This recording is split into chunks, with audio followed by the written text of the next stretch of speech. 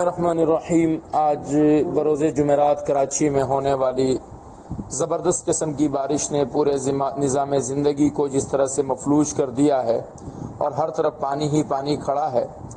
ایسے حالات میں کل جمعے کے دن جمعے کی نماز کے جو مسائل ہیں وہ بھی شہر کے نشیبی علاقوں میں پیش آ سکتے ہیں،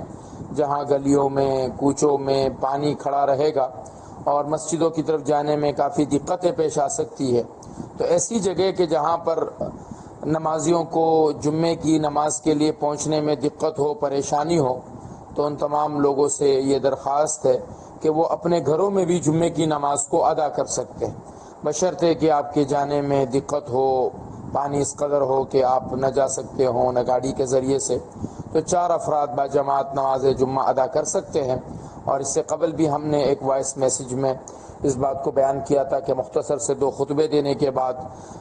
جمعے کی نماز ادا کی جا سکتی ہے، کیونکہ مسجد کا ہونا جمعے کے لیے ضروری نہیں ہے، شہر کا ہونا، شرائط کا ہونا کافی ہے۔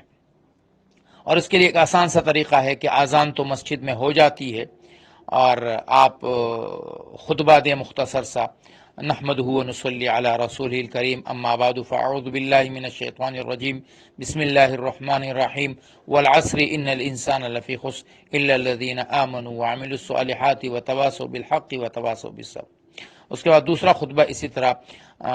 نحمدہ و نصلی علی رسول الکریم، اما بعد فاعوذ باللہ من الشیطان الرجیم، بسم اللہ الرحمن الرحیم، قل هو اللہ احد اللہ الصمد لم یلد ولم یولد ولم یکن لہ کفوا احد، اور پھر 2 رکعت جمعے کی فرض نماز پڑھا دیجیے۔ اور اگر کہیں پر خطبہ دینے کی استطاعت کسی میں نہیں ہے تو وہ